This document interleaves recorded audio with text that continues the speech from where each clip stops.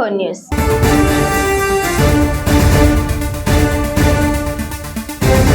తెలంగాణ శాసనసభ వేదికగా మాజీ మంత్రి BRS deputy floor leader Tanneeru Harish Rao Congress ప్రభుత్వంపై విమర్శలు జడివాన కురిపించారు. రాష్ట్రంలోని నిరుద్యోగుల దీనస్థితిని, అశోక్ నగర్ అభ్యర్థులపై జరుగుతున్న లాఠీ చార్జీలను ప్రస్తావిస్తూ ఆయన మహాకవి శ్రీశ్రీ రాసిన ప్రసిద్ధ కవితను పేరడి చేస్తూ చదివి వినిపించారు. కాంగ్రెస్ పార్టీ ఇచ్చిన హామీలు నమ్మి ఓటు వేసిన యువత ఇప్పుడు రోడ్ల పాలవుతోందని ఆయన ఆవేదన వ్యక్తం చేశారు. శ్రీశ్రీ బతికి ఉంటే కాంగ్రెస్ మోసాలను చూసి ఇలాగే రాసేవారేమో అంటూ హరీష్ రావు వినిపించిన కవిత సభలో అందరి దృష్టిని ఆకర్షించింది. రాహుల్ గాంధీ మాట నమ్మి, ప్రియాంక గాంధీ భాష నమ్మి కాంగ్రెస్ ఓటు వేసిన నిరుద్యోగికి ఎంత కష్టం. ముఖ్యమంత్రి ఢిల్లీ వాయే, జాబులేమో రాకపాయే, కడుపు మండి ర్యాలీ తీస్తే లాఠీ చార్జీ చేసుడాయే, తలలు పగిలి నెత్తురాయే, అశోక్ నగరే చిత్తడాయే. ముఖ్యమంత్రి రేవంత్ రెడ్డి పదే ఢిల్లీ పర్యటనలు చేస్తున్నారని, కానీ ఇక్కడ నిరుద్యోగుల సమస్యలు పట్టించుకోవడం లేదని హరీష్ రావు మండిపడ్డారు. ఉద్యోగాల కోసం శాంతియుతంగా ర్యాలీలు తీస్తున్న అభ్యర్థులపై లాఠీ చార్జీలు చేయడం, వారి తలలు పగలగొట్టడం అరాచకత్వానికి నిదర్శనమని విమర్శించారు. కోచింగ్ సెంటర్లకు నిలయమైన అశోక్ నగర్ ఇప్పుడు పోలీసుల లాఠీ దెబ్బలతో, నిరుద్యోగుల కన్నీళ్లతో చిత్తరవుతోందని ఎద్దేవా చేశారు. కాంగ్రెస్ ప్రభుత్వం ఇచ్చిన 6 గ్యారంటీలు, నిరుద్యోగ భృతి, జాబు క్యాలెండర్ ఏమయ్యాయని ఆయన ఈ సందర్భంగా నిలదీశారు. రెండో బడ్జెట్ లో ఓ మంచి కవిత చదివారు అధ్యక్ష. శ్రీశ్రీ గారి కవిత మా మీద ప్రయోగించారు బట్టి గారు. కూటి కోసం కూలి కోసం పట్టణంలో బ్రతుకుదామని తల్లి మాటలు చెవిన పెట్టక బయలుదేరిన బాటసారికి ఎంత కష్టమని మా మీద చదివారు అధ్యక్ష బట్టి గారు. కానీ నిజంగా శ్రీశ్రీ గారు బతుకుంటే మీరు చేసిన మోసానికి ఇట్లా రాసుండేవారేమో అధ్యక్ష. రాహుల్ గాంధీ మాటలు నమ్మి, ప్రియాంక గాంధీ భాష నమ్మి కాంగ్రెస్ కోటేసిన నిరుద్యోగికి ఎంత కష్టం. ముఖ్యమంత్రి ఢిల్లీ వాయే, జాబులేమో రాకపాయే, కడుపు మండి ర్యాలీ తీస్తే లాఠీ చార్జీ చేసుడాయే, తలలు పగిలి నెత్తురాయే, అశోక్ నగరే చిత్తడాయే. కాంగ్రెస్ కోటేసిన నిరుద్యోగికి ఎంత కష్టం. తెలంగాణలో కాంగ్రెస్ ప్రభుత్వం అనుసరిస్తున్న తీరుపై కేంద్ర మంత్రి కిషన్ రెడ్డి తీవ్ర స్థాయిలో విరుచుకుపడ్డారు. బీజేపీ చేపట్టిన చలో అసెంబ్లీ కార్యక్రమాన్ని పోలీస్ బలగాలతో అడ్డుకోవడం, పార్టీ రాష్ట్ర అధ్యక్షుడు ఎన్ రామచంద్రరావుతో పాటు పలువురు సీనియర్ నాయకులను అక్రమంగా అరెస్టు చేయడాన్ని ఆయన తీవ్రంగా ఖండించారు.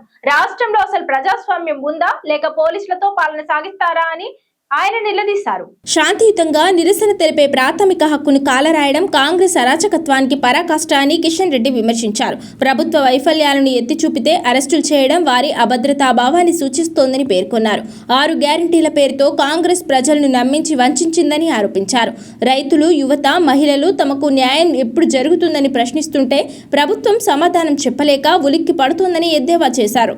రేవంత్ రెడ్డి ప్రభుత్వానికి ప్రజా సంక్షేమం కంటే కమిషన్ల వసూళ్లపైనే మక్కువ ఎక్కువగా ఉందని కిషన్ రెడ్డి ఘాటు వ్యాఖ్యలు చేశారు. అరెస్టులు, లాఠీ చార్జీలతో బీజేపీ పోరాటాన్ని అణచివేయలేరని కిషన్ రెడ్డి స్పష్టం చేశారు. ప్రజల పక్షాన నిలబడి నిలదీయడం మా బాధ్యత. అవినీతి మరియు అసమర్థత పాలనను గద్దె దించే వరకు విశ్రమించే ప్రసక్తి లేదు. ఇది కేవలం ఆరంభం మాత్రమే. రానున్న రోజుల్లో ప్రజాక్షేత్రంలో కాంగ్రెస్ వైఫల్యాలను ఎండగడుతూ పోరాటాన్ని మరింత ఉధృతం చేస్తామని ఆయన హెచ్చరించారు. త్వరలోనే ప్రజాగ్రహం ముందు కాంగ్రెస్ ప్రభుత్వం తల వంచక తప్పదని ఆయన ధీమా వ్యక్తం చేశారు. తెలంగాణ రాష్ట్రంలోని ప్రభుత్వ ఉద్యోగులు, సింగరేణి కార్మికులు మరియు సామాన్య పౌరుల భద్రత కోసం ముఖ్యమంత్రి రేవంత్ రెడ్డి చారిత్రాత్మక నిర్ణయాలు ప్రకటించారు. అసెంబ్లీ సమావేశాల సాక్షిగా విధి నిర్వహణలో ప్రాణాలు కోల్పోయిన ఉద్యోగుల కుటుంబాలకు అండగా నిలిచేందుకు భారీ బీమా ప్యాకేజీని ప్రభుత్వం అందుబాటులోకి తెచ్చింది. ముఖ్యంగా అత్యంత ప్రమాదకర పరిస్థితుల్లో పనిచేసే విద్యుత్ శాఖ మరియు సింగరేణి ఉద్యోగుల కోసం ప్రభుత్వం ప్రత్యేక శ్రద్ధ తీసుకుంది. సింగరేణి మరియు విద్యుత్ శాఖలో పనిచేస్తూ ప్రమాదవశాత్తు చనిపోయిన ఉద్యోగుల కుటుంబాలకు ₹1 కోటి ప్రమాద బీమాను అందజేస్తున్నట్లు సీఎం ప్రకటించారు. ఉద్యోగుల్లో మనోధైర్యం నింపేందుకు అసెంబ్లీ వేదికగానే బాధితులకు బీమా చెక్కులను పంపిణీ చేశారు. ఇలాంటి భారీ బీమా సౌకర్యం దేశంలో మరే రాష్ట్రంలోనూ లేదని, తెలంగాణ ఇతర రాష్ట్రాలకు ఆదర్శంగా నిలుస్తోందని రేవంత్ రెడ్డి పేర్కొన్నారు. సామాన్య పౌరుల కోసం ఇందిరమ్మ జీవిత బీమా అనే నూతన పథకాన్ని ప్రభుత్వం అమలు చేస్తోంది. రాష్ట్రంలో ఎవరు చనిపోయినా వారి కుటుంబానికి ₹5 లక్షల బీమా ధీమా కల్పించడమే ఈ పథకం ఉద్దేశం. రాష్ట్ర వ్యాప్తంగా దాదాపు 1,15 లక్షల మందికి ఇందిరమ్మ జీవిత బీమా వర్తించేలా ప్రభుత్వం పకడ్బందీ చర్యలు చేపట్టింది. ప్రభుత్వ యంత్రాంగం కోసం పనిచేసే ప్రతి ఉద్యోగికి, అలాగే రాష్ట్రంలోని ప్రతి పౌరుడికి ఆరోగ్య మరియు జీవిత బీమా కల్పించడమే తమ ప్రభుత్వ లక్ష్యమని సీఎం స్పష్టం చేశారు.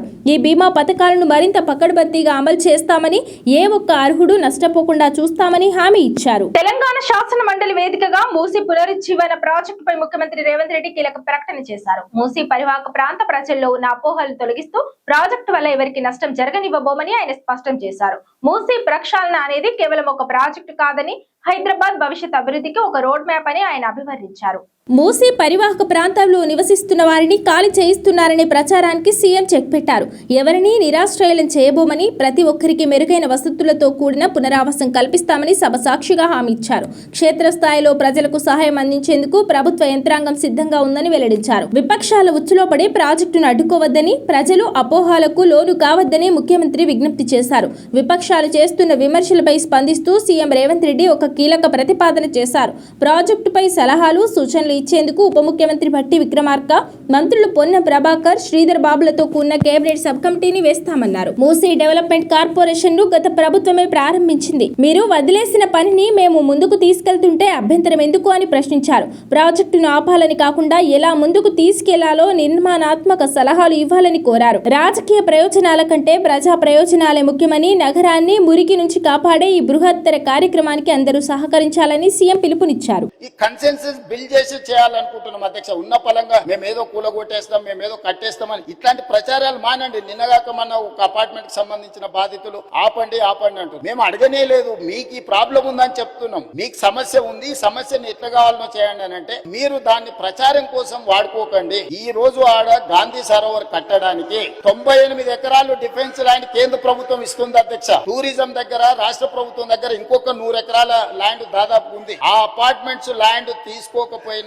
ప్రభుత్వానికి ఆ ప్రాజెక్టుకి ఎలాంటి ఇబ్బంది లేదు. ఆ అపార్ట్మెంట్స్ లో ఉన్న మిత్రులకు నేను చెప్పేది ఒకటే, 2005-06లో మీరు పర్మిషన్ తెచ్చుకున్నప్పుడు అది చిన్న నాలా కింద చూపించి 9 మీటర్ల బఫర్ జోన్ చూపించి మీరు అనుమతులు తెచ్చుకున్నారు. 2012లో 2016లో బఫర్ జోన్ 50 మీటర్లకు, అది మూసీ నది పరివాహక ప్రాంతం కాబట్టి 50 మీటర్ల బఫర్ జోన్ డిఫైన్ అయిపోయింది. 50 మీటర్ల ప్రకారం మార్క్ చేస్తే సగం అపార్ట్మెంట్స్ ఈ రోజు బఫర్ జోన్ లో ఉన్నాయి. రేపు భవిష్యత్తులో అది కొనుక్కోవడానికి, అమ్ముకోవడానికి పనికిరాదు. రేపు భవిష్యత్తులో ఏమీ చేసుకోలేరు, మీకు నష్టం జరుగుతుందని మాత్రమే చెప్తున్నాము. వాళ్ళకి ఇష్టమైతే ఆ ల్యాండ్ ప్రభుత్వ అభివృద్ధిలో భాగస్వామ్యం ఇప్పుడు చేస్తే వాళ్ళకు నష్టపరిహారం ఇచ్చి ప్రత్యామ్నాయం చూపించడానికి మాకు అభ్యంతరం లేదు అధ్యక్ష. ఎవరిని నిరాశ్రయం చేస్తలేము అధ్యక్ష.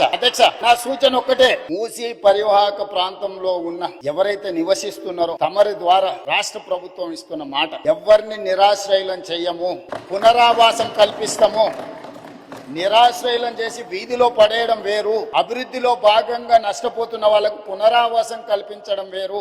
రాష్ట్ర ప్రభుత్వం ప్రతి ఒక్కరికి పునరావాసం కల్పిస్తుంది, మెరుగైన జీవన విధానానికి అవసరమైన ప్రమాణాలను పెంచుతుంది, విద్య వైద్యాన్ని అందిస్తుంది, మహిళా సంఘాలకు వ్యాపారం చేసుకోవడానికి అవసరమైన ఆర్థిక సహాయాన్ని అందిస్తుంది. ఎవరిని కూడా నిరాశ్రయం చెయ్యము. తమరి ద్వారా ఆ నిర్వాసితులని వీళ్ళు ఏదైతే వాళ్ళని ఉసిగొల్పుతున్నారో వాళ్ళకి నేను మాటిస్తున్నా అధ్యక్ష, ఏ ఒక్కరికి కూడా నష్టం చెయ్యము. మీకు మెరుగైన వసతులను ఏర్పాటు చేసి మిమ్మల్ని తరలిస్తాము. కాబట్టి ప్రాజెక్టు నిర్మించుకుంటూనే దాని వల్ల ఎవరికైనా ఇబ్బంది కలిగితే వాళ్ళకి ప్రత్యామ్నాయ ఏర్పాట్లు చేద్దాం అధ్యక్ష. మీరు స్పష్టంగా సభ్యులందరూ కూడా మీరు చెప్పండి అధ్యక్ష. నేను మీ ద్వారా మూసీ పరివాహక ప్రాంతంలో నివసిస్తున్న పేదలకు నేను అష్యూర్ చేస్తున్నా, నేను అసెటైన్ చేస్తున్నా. ఎవరు రాజకీయ ప్రయోజనాల కోసం మిమ్మల్ని ఉసిగొల్పాలన్నా, మీ భావోద్వేగాలను స్వార్థ ప్రయోజనాలకు వాడుకోవాలనుకుంటే వాళ్ళ ఉచ్చులో పడకండి. నేను అధికారులను మీ దగ్గరికే పంపించినా, మళ్ళీ పంపిస్తా, ప్రజా ప్రతినిధులను పంపిస్తా.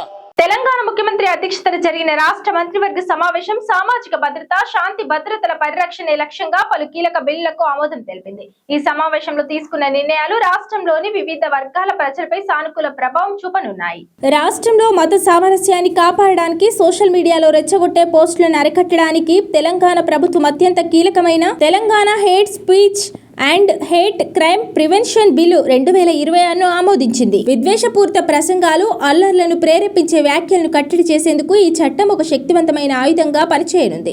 మతాల మధ్య చిచ్చుపెట్టే ప్రయత్నాలను అడ్డుకోవడమే ఈ బిల్లు ప్రధాన ఉద్దేశం. రాష్ట్రంలో సుమారు 4.2 లక్షల మంది గిగ్ ప్లాట్ఫామ్ కార్మికులు ఉన్నారు. వీరి సంక్షేమం కోసం Telangana platform based gig workers act 2026ను కేబినెట్ ఆమోదించింది. దీని ప్రకారం వర్కర్ల రిజిస్ట్రేషన్తో పాటు ఒక ప్రత్యేక వెల్ఫేర్ బోర్డు, సంక్షేమ నిధిని ఏర్పాటు చేస్తారు. దీనివల్ల వీరికి చట్టబద్ధమైన గుర్తింపుతో పాటు సామాజిక భద్రత లభిస్తుంది. మానవీయ కోణంలో ప్రభుత్వం ఒక వినూత్న బిల్లును తీసుకొచ్చింది. వృద్ధాప్యంలో ఉన్న తల్లిదండ్రుల బాధ్యతను తీసుకొని ప్రభుత్వ, ప్రైవేట్ ఉద్యోగులు, ప్రజా ప్రతినిధుల వేతనం నుంచి 15% లేదా 10,000 కట్ చేసి నేరుగా తల్లిదండ్రులకు అందజేస్తారు. హైదరాబాద్లోని ఫేజ్ 1 మెట్రో వ్యవస్థను L&T సంస్థ నుంచి ప్రభుత్వం స్వాధీనం చేసుకోనుంది. ఇందుకోసం 15,000 కోట్లు చెల్లించాలని నిర్ణయించింది. ఈ ప్రక్రియను పర్యవేక్షించడానికి హైదరాబాద్ మెట్రో రైల్ లిమిటెడ్ను నోడల్ ఏజెన్సీగా నియమించింది.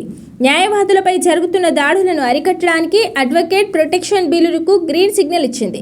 వామనరావు దంపతుల హత్య వంటి ఘటనలు పునరావృతం కాకుండా న్యాయవాదులకు తగిన భద్రత కల్పించడమే దీని లక్ష్యం. రాష్ట్రంలో నిర్వహించిన కులగణన సర్వేపై జస్టిస్ సుదర్శన్ రెడ్డి కమిటీ ఇచ్చిన నివేదికను కేబినెట్ పరిశీలించింది. అలాగే విద్యా సంస్థల్లో కుల వివక్షను నివారించేందుకు రోహిత్ వేముల చట్టం విధి విధానాల కోసం డిప్యూటీ సీఎం మల్లు బట్టి విక్రమార్క నేతృత్వంలో మంత్రివర్గ ఉపసంఘాన్ని ఏర్పాటు చేసింది. తెలంగాణ అసెంబ్లీ బడ్జెట్ చర్చలో భాగంగా మాజీ మంత్రి PRS ఎమ్మెల్యే హరీష్ రావు కాంగ్రెస్ ప్రభుత్వంపై నిప్పులు చెరిగారు. ప్రస్తుత బడ్జెట్ ప్రసంగంలో ప్యూరిటీ, క్లారిటీ, షూరిటీ ఏమీ లేవని, ఇది కేవలం అంకెల గారడీ అని ఆయన విమర్శించారు. రైతులు, రైతు కూలీలు, నిరుద్యోగులను ఈ ప్రభుత్వం ఏ రకంగా వంచిస్తుందో హరీష్ రావు గణాంకాలతో సహా వివరించారు. మేనిఫెస్టోలో ప్రతి ఎకరానికి 15,000 రూపాయలు ఇస్తామని చెప్పి అధికారంలోకి వచ్చాక ఆ హామీని తుంగలో తొక్కారని హరీష్ రావు మండిపడ్డారు. గత వానాకాలం యాసంగి సీజన్లకు సంబంధించి రైతులకు రావాల్సిన దాదాపు 19,000 కోట్ల రూపాయలు రైతు బంధు నిధులను ప్రభుత్వం ఎగ్గొట్టిందని ఆరోపించారు. కుడి చేత్తో రైతు బంధు నిధులను లాగేసుకుని ఎడమ చేత్తో రుణమాఫీ చేశామని చెప్పడం రైతులను మోసం చేయడమని ఆయన విమర్శించారు. కేసీఆర్ది పెట్టుబడి సాయం పథకం అయితే కాంగ్రెస్ది ఎన్నికల పెట్టుబడి సాయమని ఎద్దేవా చేశారు. వరి ధాన్యానికి క్వింటాలకు 500 రూపాయల బోనస్ ఇస్తామని చెప్పి దానిని కేవలం సన్న రకాలకే పరిమితం చేశారని, అది కూడా పూర్తి స్థాయిలో అమలు కావడం లేదని హరీష్ రావు దుయ్యబట్టారు.